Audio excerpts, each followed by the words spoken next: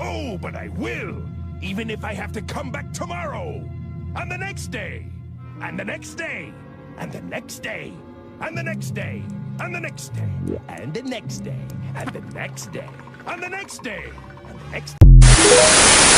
100% disability seems so out of touch with reality. Like, just because you got 100% don't mean every veteran out there gonna have 100%. Like, bro, y'all get $4,000 a month and like y'all just forget about reality. Like, everybody don't have it easy as you. Some people just not messed up. And then y'all get on here saying, oh, if I could take my 100% disability back and be perfectly fine, I would.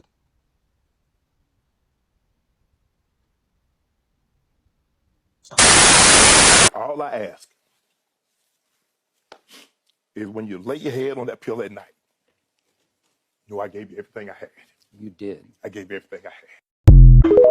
Welcome back to the channel. Look, today's video we'll be getting into VA disability. Look, y'all see by the intro what's going on and what's about to happen. Look, man, I don't know, man. You might want to get your popcorn, get your water, get your whatever you want to get. But let's get into this video. I hear veteran. I know for a fact they have disability. Yeah. There has not been one veteran on the show that does not have disability. Well, he did get blown up overseas in a vehicle. That's a good way to get disability. I get VA disability, so I Really? Yeah, I was in the Navy for 6 years. Oh, so oh, very cool. Okay. And what is that on a monthly basis? I get $2,000 for that and free healthcare. So can't put a price on that. Wow. Uncle Sam is my favorite sugar daddy. How much does that bring in on a monthly basis? 38, 32 a month. Is that enough to live on in Oklahoma City? Absolutely. I got a house. I got a brand new truck. I got a Harley. And then also 100% disabled with the VA. So that brings in an extra $3,700 a month. Wow. May I ask what happened? I fell off of a jet in Afghanistan and compressed my spine and messed up my knees, my neck, everything like that. So, and I hit my head on the way down. So, What branch did you serve with? Air Force. Like I always say, every creator will be listed in the description below. I'm gonna give you my honest opinion. I don't really kind of resonate with his content. Like, I know what he do a little bit. He talk about money and finances and everything, and I like that part. I like that part of the content that he actually talk about. But when he comes to talk about veterans, it kind of rubbed me the wrong way, because he's kind of like shedding a negative light on veterans, on how, okay, so everybody just got disability, so everybody got a disability. So, oh, you get disability, veteran get disability. He's on the civilian side, so he does not know why this particular person got disability. And not only that, certain veterans that probably got on his platform, some probably shared their story, but some probably made up a lie and wasn't comfortable to tell him on his platform why they even got disability in the first place. I understand the point, like, he would want to know where your finances at. So he got to look at everything. But don't deem the military as like this unicorn where everybody's just getting disability. Because, like, as you see, it's not a lot of people that's getting disability. It's not. And if they are, it's not a lot of people that's getting 100% disability. So, sorry about that, guys. It's not a lot of people that's getting 100% disability. So I want you to understand that, I don't know, people like him is kind of like contributing to the veterans that's out here bragging about disability, because he's deeming it as if VA disability is negative. He's looking at VA disability as if food stamps or Section 8, like everybody just get this. And I kind of don't like that. It's pointing at veterans as if they just blatantly lying and they bragging about the disability. Now, granted, you got some that's gonna brag about disability. You got some that's gonna brag about this, but I'm not getting up on no platform. I ain't finna brag about anything. I'm not doing that. It's crazy, because you got people that's really out here that's gonna get mad and hate you for you having disability, for you serving in the United States military. And they could have did the same thing And not only that, they don't know what you've been through. They don't know your struggle. They don't know if you hurt yourself on ruck marches, if you end up getting blown up. They don't know what you've seen. They don't know if you've been sexually assaulted. They don't know none of these things. So they just assuming. They assuming.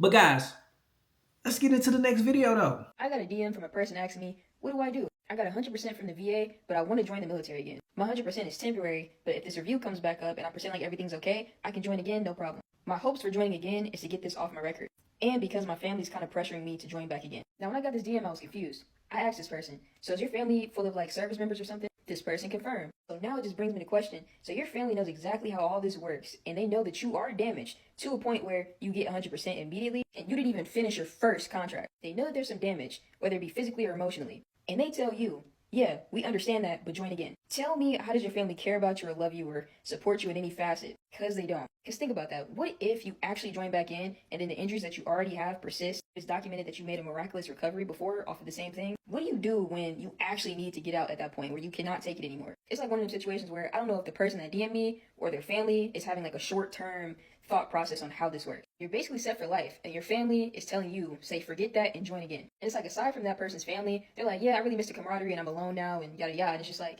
bro, having friends is not that serious. I feel like this person was really making that decision based off the fact of their family swaying them and the fact that they miss their friends wherever they were stationed. It's like, what if you re-enlist and then you go back to that same duty station that you wanted before and then all your friends PCS elsewhere? Like, you're going to be so upset that you made your own personal life choices off the basis of other people. It's like, I've heard of things like this happening before and I genuinely thought it was a game. Like, people will get great base offers or even subpar or low-tier base offers for a PCS, and they deny them simply because they have friends where they are currently stationed. Then time passes and everyone PCSs and you're stuck there. I don't know. Making your own personal decision within your journey and your life off the basis of other people is never a good idea. It doesn't matter to your friends, your family. Make your own decisions for yourself. Do not be an NPC. I had a friend that I served when I was in Korea, and we got out. He got out probably like a year later after I got out, and come to find out, I talked to him like last year, and he ended up waiving his disability. He gave his disability back because he got hurt while we was in Korea and everything. He gave his disability back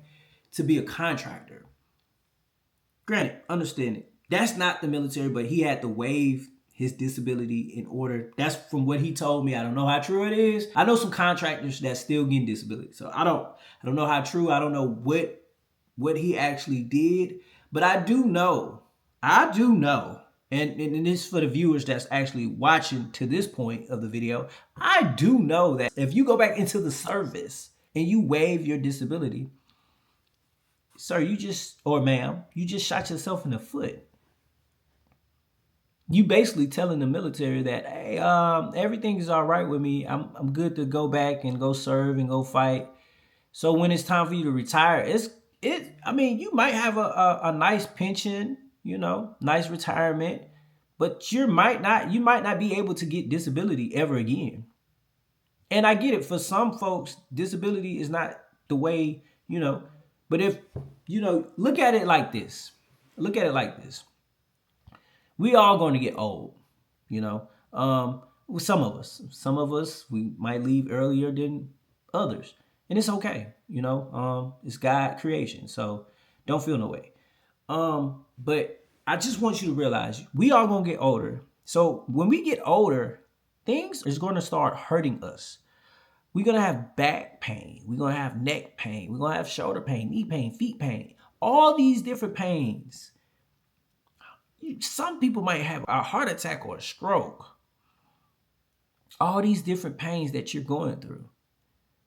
Some people got mad-boarded out because the injury was so severe that they could not actually be a part of the military because the military was like, you're incapable. It's crazy to me. Guys, drop in the comment section below if you feel like what she said about that person. Do you feel like what they said was accurate? Because I know they came from a household full of people that served in the military. So I get it. I get it. I understand it. I get it. Everybody in the household, daddy, army, mommy, army, granddad, whatever, army, came from an army family. And I understand that.